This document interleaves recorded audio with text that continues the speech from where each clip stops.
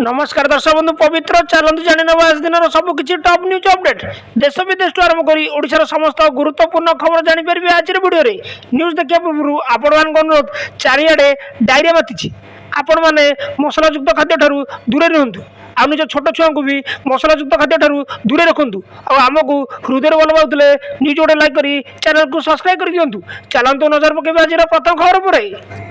आज प्रथम खबर 20 तारिख में ओडिशा आसुंती प्रधानमंत्री नरेंद्र मोदी भुवनेश्वर करेंगे रोड शो। राज्य में बीजेपी सरकार वर्षपूर्ति पालन करने को आसंता 20 तारिख में ओडिशा आसुंती प्रधानमंत्री नरेंद्र मोदी एथिपाई बीजेपी पक्षर प्रस्तुति आरंभ होईछि।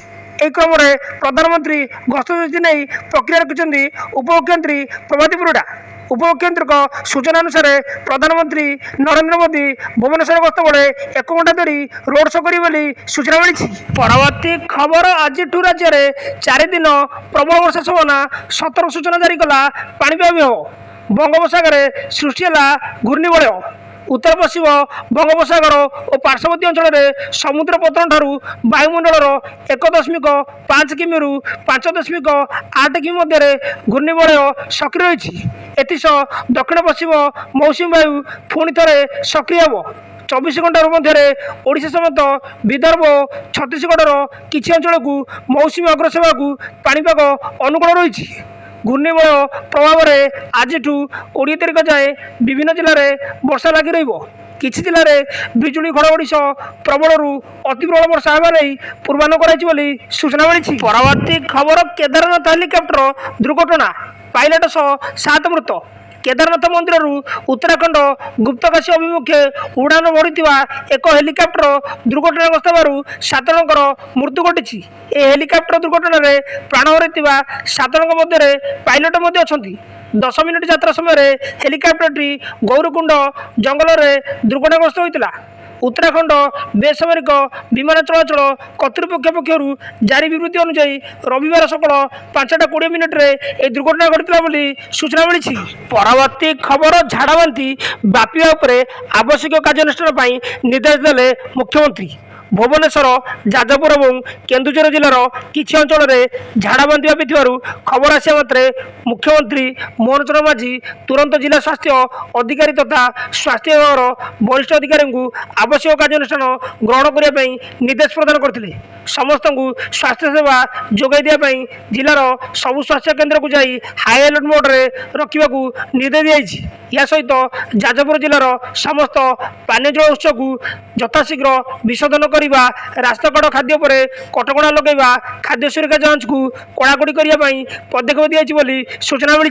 परवर्ती खबर 2 सप्ताह बंद होटेल। जाजपुर बरी में 2 सप्ताह बंद समस्त होटेल। डायरिया व्यापी बरी ब्लॉक प्रशासन कड़ा निर्देश।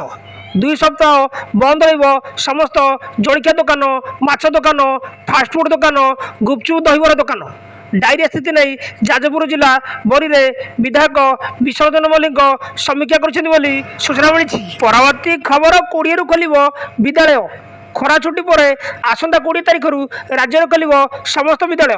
सरकार पक्षर विद्यालय पूर्ण खोल तारिख विधिवत भाव घोषणा होते भी छुट्टी तालिकार एवर्ष खरा छुट्टी अवधि जून 19 पर्यंत रही। तेणु 20 रु विद्यालय खोलिया नहीं प्रस्तुति चली जमापड़ी। विद्यालय खोलिया पूर्व स्वच्छता और छात्र छात्री निरापद पानीय जल उपर गुरुत्व दिखाई सूचना मिली। परवर्ती खबर पीएम मोदी को मिला साइप्रस सर्वोच्च नागरिक सम्मान। 3 देशर यात्रार प्रथम पर्यायर साइप्रस में पहुंचती प्रधानमंत्री नरेंद्र मोदी। साइप्रस सरकार सर्वोच्च नागरिक सम्मान प्रदान कर साइप्रस राष्ट्रपति निकोस मोदी को grand cross of the order of Makarios 3 रे सम्मानित कर सूचना मिली। परवर्ती खबर जाजपुर में कलरा व्यापी। जाजपुर में व्यापुवा झाड़ाबांति बड़ चिंतार कारण पलटि। एकाधिक लोक मृत्यु होता बेले 200 अधिक लोक हस्पिटाल में चिकित्सा होती। मेडिकल टीम गाँ गाँ जा स्वास्थ्य परीक्षा करने सह मेडिसिन जोगाई देउछंती। यारी मध्य केंद्रीय टीम जाजपुर व्यापुवा झाड़ाबांतिर कारण कहते। टीम कहवा अनुसार जाजपुर में कलेरा व्यापी सूचना मिली। परवर्ती खबर माँ मैंने जांच करेंगे मध्याह्न भोजन। ସ୍କୁଲ ଖୋଲିବାର ପ୍ରଥମ ଦିନରୁ ପିଲାଙ୍କୁ ମଧ୍ୟାହ୍ନ ଭୋଜନ ଦିଆଯିବ। ଏନେଇ ନିର୍ଦ୍ଦେଶ ଜାରି କରିଛି ଶିକ୍ଷା ବିଭାଗ। ସବୁ ଜିଲ୍ଲା ଶିକ୍ଷାଧିକାରୀଙ୍କୁ ତାଗିଦ କରି ଗଣସେବା ବିଭାଗର ଚିଠି ଜାରି। ପ୍ରଧାନ ଶିକ୍ଷକ ଏସ୍ପିସିଙ୍କ ଉପସ୍ଥିତିରେ ସିଆର୍ସି ବିଡ଼ିଓ ଖାଦ୍ୟ ଯାଞ୍ଚ କରିବେ। ରୋଷେଇଶାଳାକୁ ସମ୍ପୂର୍ଣ୍ଣ ପରିଷ୍କାର ଓ ବିଶୁଦ୍ଧିକରଣ ପାଇଁ ନିର୍ଦ୍ଦେଶ ଜାରି କରାଯାଇଛି ବୋଲି ସୂଚନା ମିଳିଛି। ପରବର୍ତ୍ତୀ ଖବର 964 ଜଣଙ୍କୁ ନିଯୁକ୍ତି ଦେଲେ ମୋହନ ମାଝୀ। ଭୁବନେଶ୍ୱରରେ ନିଯୁକ୍ତି ମେଳା ଆୟୋଜିତ ହୋଇଥିଲା। 5 ବିଭାଗରେ 964 ଜଣଙ୍କୁ ନିଯୁକ୍ତି ଦେଇଛି। ନୂଆ ସରକାର ଆସିବା ପରେ 28,346 ଜଣଙ୍କୁ ସରକାରୀ ସ୍ତରରେ ଏବଂ 45,000ରୁ ବେସରକାରୀ ସ୍ତରରେ ନିଯୁକ୍ତି ମିଳିଛି ବୋଲି ସୂଚନା ମିଳିଛି। ପରବର୍ତ୍ତୀ ଖବର ଓଡ଼ିଶା ହାଇକୋର୍ଟର ବିରଳ ରେକର୍ଡ। 10 ଦିନରେ 1300 ମାମଲାର ସମାଧାନ। ଓଡ଼ିଶା ହାଇକୋର୍ଟ ଗତ ମେ 20 ତାରିଖରୁ ଆରମ୍ଭ ହୋଇଥିଲା ଗ୍ରୀଷ୍ମାବକାଶ। କେବଳ ଜରୁରୀକାଳୀନ ମାମଲାର ଶୁଣାଣି ପାଇଁ ଏହି ଛୁଟି ସମୟରେ 10 ଦିନ ବସିଥିଲା ଅବକାଶକାଳୀନ ଅଦାଲତ। ଏହି ଅଦାଲତ ରେକର୍ଡ 1300ଟି ମାମଲାର ଫଇସଲା ହୋଇଛି, ଯାହାକି ପୂର୍ବ ବର୍ଷ ଅପେକ୍ଷା ଯଥେଷ୍ଟ ଅଧିକ ବୋଲି ସୂଚନା ମିଳିଛି। ପରବର୍ତ୍ତୀ ଖବର ରଜରେ ଅଘଟଣ, ପାଣିରେ ବୁଡ଼ି 2 ଜଣ ମୃତ। ମୟୂରଭଞ୍ଜ ଜିଲ୍ଲା ଲୁଲଙ୍ଗ ଝରଣାରେ ଗାଧୋଉଥିବା ବେଳେ ବୁଡ଼ିଯାଇ 2 ଜଣ ଇଞ୍ଜିନିୟର ଛାତ୍ରଙ୍କ ମୃତ୍ୟୁ ଘଟିଛି। ମୃତକ ହେଲେ ବାରିପଦା ସହରର ପୂର୍ଣ୍ଣଚନ୍ଦ୍ରପୁର 21 ନମ୍ବର ୱାର୍ଡର ପ୍ରମୋଦ କୁମାର ଭୁଜବଳଙ୍କ ଏକମାତ୍ର ପୁତ୍ର ଅଙ୍କିତ କୁମାର ଭୁଜବଳ ଓ ରଘୁନାଥପୁରର ରଞ୍ଜନ କୁମାର ନାୟକଙ୍କ ଏକମାତ୍ର ପୁତ୍ର ଅଂଶୁମାନ ବୋଲି ସୂଚନା ମିଳିଛି। ପରବର୍ତ୍ତୀ ଖବର କାକଟପୁରରୁ ଶ୍ରୀକ୍ଷେତ୍ର ଗଲା ଫଳବାର।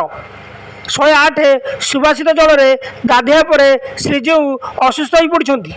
ପରମ୍ପରା ଅନୁସାରେ କାକଟପୁରରୁ ଶ୍ରୀକ୍ଷେତ୍ର ଅଣସରକୁ ଗଲା ଫଳବାର।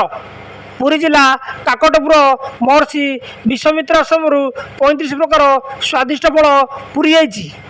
ଫଳବାର ଗ୍ରାମରୁ ଯିବାବେଳେ ଭଜନ କୀର୍ତ୍ତନରେ କମ୍ପିଥିଲା ଆଶ୍ରମର ପରିସର ବୋଲି ସୂଚନା ମିଳିଛି। ପରବର୍ତ୍ତୀ ଖବର ଅଦିନିଆ ରଥଯାତ୍ରା କଲେ କାର୍ଯ୍ୟାନୁଷ୍ଠାନ। ଅଦିନିଆ ରଥଯାତ୍ରା ନେଇ କଠୋର ହେଲେ ସରକାର। ଅଦିନିଆ ରଥଯାତ୍ରା ନେଇ ଆଇନ ମନ୍ତ୍ରୀଙ୍କ ବଡ଼ ବୟାନ। ଅଦିନିଆ ରଥଯାତ୍ରା କଲେ ଆଇନଗତ ପଦକ୍ଷେପ ନିଆଯିବ ବୋଲି କହିଛନ୍ତି ପୃଥ୍ୱୀରାଜ ହରିଚନ୍ଦନ। ଏନେଇ ଶ୍ରୀଜୀଉ ପ୍ରଶାସନ ସହ ଆଲୋଚନା ହୋଇଛି। ଗଜପତି ମହାରାଜ ପତ୍ର ଲେଖି ସାରିଛନ୍ତି। ନୂଆପଡ଼ାରେ ଅଦିନିଆ ରଥଯାତ୍ରା ଖବର ହେବା ପରେ ତାଙ୍କୁ ତାଗିଦ କରାଯାଇଥିଲା ବୋଲି ସୂଚନା ମିଳିଛି। ପରବର୍ତ୍ତୀ ଖବର ଏସ୍ସିବି ଡାଇରିଆ ୱାର୍ଡରେ ପରିଦର୍ଶନ କଲେ କେନ୍ଦ୍ରୀୟ ପ୍ରତିନିଧି ଦଳ। କଟକ କେନ୍ଦ୍ରୀୟ ଟିମ୍ର 3 ଜଣିଆ ପ୍ରତିନିଧି ଦଳ ସୋମବାର ଏସ୍ସି ମେଡିକାଲ କଲେଜ ହସ୍ପିଟାଲର ଡାଇରିଆ ୱାର୍ଡ ପରିଦର୍ଶନ କରୁଛନ୍ତି। ସେଠାରେ ରୋଗୀମାନଙ୍କ ସ୍ୱାସ୍ଥ୍ୟ ଅବସ୍ଥା ପଚାରି ବୁଝୁଛନ୍ତି। ଗତ 10 ତାରିଖ ଠାରୁ ଏପର୍ଯ୍ୟନ୍ତ ଡାଇରିଆ ୱାର୍ଡରେ 1046 ଜଣ ରୋଗୀ ଚିକିତ୍ସିତ ହୋଇ 115 ଜଣ ଆରୋଗ୍ୟ ଲାଭ କରୁଛନ୍ତି। ଏହି ସମୟ ମଧ୍ୟରେ 4 ଜଣ ମୃତ୍ୟୁ ଘଟିଛି। ବର୍ତ୍ତମାନ ୱାର୍ଡରେ 27 ଜଣ ଡାଇରିଆ ଆକ୍ରାନ୍ତ ଚିକିତ୍ସା ଚାଲିଛି ବୋଲି ସୂଚନା ମିଳିଛି। ପରବର୍ତ୍ତୀ ଖବର ମେଡିକାଲରେ ଭର୍ତ୍ତି ହେଲେ ସୋନିଆ ଗାନ୍ଧୀ। କଂଗ୍ରେସର ସଂସଦୀୟ ଦଳ ଅଧ୍ୟକ୍ଷା ସୋନିଆ ଗାନ୍ଧୀଙ୍କ ପେଟଜନିତ ସମସ୍ୟା ଯୋଗୁଁ ଦିଲ୍ଲୀର ସାରଗଙ୍ଗା ରାମ ହସ୍ପିଟାଲରେ ଭର୍ତ୍ତି କରାଇଛନ୍ତି। ସୋନିଆଙ୍କ ଚିକିତ୍ସା ପରେ ଡାକ୍ତର କହିଛନ୍ତି ସୋନିଆ ଏବେ ସୁସ୍ଥ ଅଛନ୍ତି ବୋଲି ସୂଚନା ମିଳିଛି। ପରବର୍ତ୍ତୀ ଖବର ମଝି ଆକାଶରୁ ଫେରିଲା ଏୟାର ଇଣ୍ଡିଆ ବିମାନ। ପାଇଲଟଙ୍କ ଅଡ଼ିଓ ବାର୍ତ୍ତା ଭାଇରାଲ। ହଂକଂରୁ ଦିଲ୍ଲୀ ଆସୁଥିବା ଏକ ବିମାନ ସୋମବାର 1.5 ଘଣ୍ଟା ଉଡ଼ାଣ ଭରିବା ପରେ ମଝି ଆକାଶରୁ ହଂକଂ ଅନ୍ତର୍ଜାତୀୟ ବିମାନ ବନ୍ଦରକୁ ଫେରି ଜରୁରୀ ଅବତରଣ କରିଛି। ଏହାକୁ ନେଇ ଏବେ ଚର୍ଚ୍ଚା ଆରମ୍ଭ ହୋଇଛି। ଯାନ୍ତ୍ରିକ ତ୍ରୁଟି ଯୋଗୁଁ ବିମାନକୁ ଯାତ୍ରା ଅଧାରୁ ଫେରିବାକୁ ପଡ଼ିଥିବା କୁହାଯାଇଛି। ଏୟାର ଇଣ୍ଡିଆ ବିମାନର ବାରମ୍ବାର ତ୍ରୁଟି ଦେଖାଦେବା ଘଟଣା ଯାତ୍ରୀଙ୍କ ମନରେ ଛନକା ସୃଷ୍ଟି କରିଛି ବୋଲି ସୂଚନା ମିଳିଛି। ପରବର୍ତ୍ତୀ ଖବର ନନ୍ଦନକାନନରେ ରଜ ଭିଡ଼। ତୃତୀୟ ରଜରେ ନନ୍ଦନକାନନରେ 18,134 ପର୍ଯ୍ୟଟକ ବୁଲିବାକୁ ଆସୁଛନ୍ତି। ଟିକେଟ୍ କରିଥିବା ପର୍ଯ୍ୟଟକ ସଂଖ୍ୟାରୁ ଏହା ଜଣାପଡ଼ିଛି। ରଜ 3 ଦିନରେ ନନ୍ଦନକାନନ ପ୍ରାଣୀ ଉଦ୍ୟାନ ଓ ଏହାର ରାଜ୍ୟ ଉଦ୍ଭିଦ ଉଦ୍ୟାନ ପରିଭ୍ରମଣ ମୋଟ 83,846 ପର୍ଯ୍ୟଟକ ଆସି ମଉଜ କରିଥିବା ଟିକେଟ୍ ବିକ୍ରି ପରିସଂଖ୍ୟାନରୁ ଜଣାପଡ଼ିଛି ବୋଲି ସୂଚନା ମିଳିଛି। ପରବର୍ତ୍ତୀ ଖବର ରଥବରକୁ ମୋବାଇଲ ମନା। ରଥବରକୁ ମୋବାଇଲ ନେବା ପାଇଁ ବାରଣ କଲେ ଆଇନ ମନ୍ତ୍ରୀ ପୃଥ୍ୱୀରାଜ ହରିଚନ୍ଦନ। ଯଦି ବି କେହି ସେବାୟତ ରଥବରକୁ ମୋବାଇଲ ନିଅନ୍ତି ସେମାନଙ୍କ ବିରୁଦ୍ଧରେ କଠୋର କାର୍ଯ୍ୟାନୁଷ୍ଠାନ ଗ୍ରହଣ କରାଯିବ ବୋଲି ସୂଚନା ମିଳିଛି। ନ୍ୟୁଜ୍ଟି ଏଇଠି ସମାପ୍ତ ହୋଇଛି।